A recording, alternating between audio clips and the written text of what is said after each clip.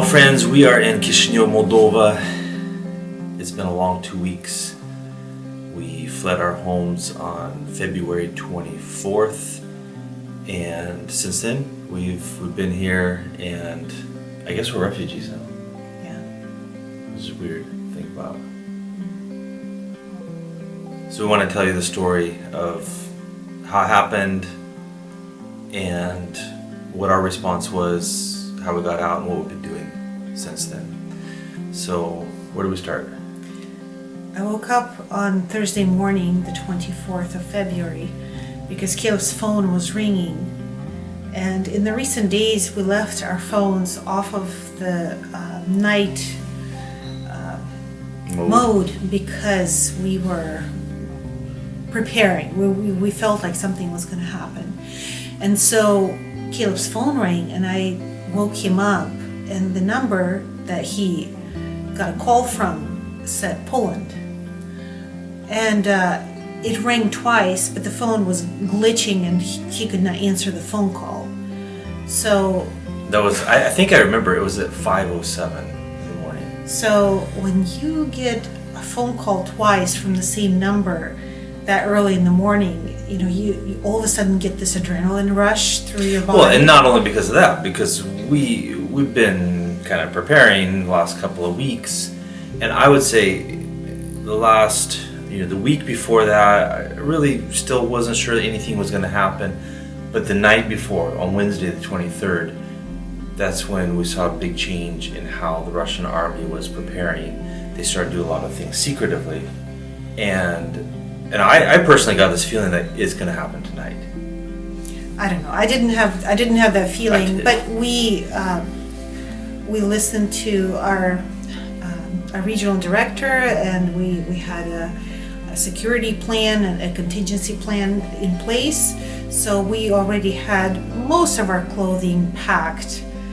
It wasn't like a completely packed suitcase, but we did. Well, except have for me, because our I things together. had just come home from Eastern Ukraine, literally on Monday, and I hadn't hardly had time to unpack yet, so I wasn't quite as ready as you guys were as far as having things packed. So we tried to answer the phone call, which we surmised that was from U.S. Embassy, because U.S. Embassy has relocated from Kyiv to Lviv, which is Western Ukraine.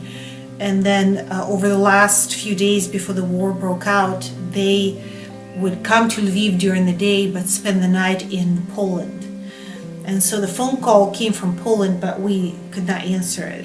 So of course we got up and went to the living room, and that's when our regional director, Jason Rice, called us. He was in Slovakia. Well, actually, he called pretty much right away after that other call. He was in Slovakia, and he said, "We're under attack."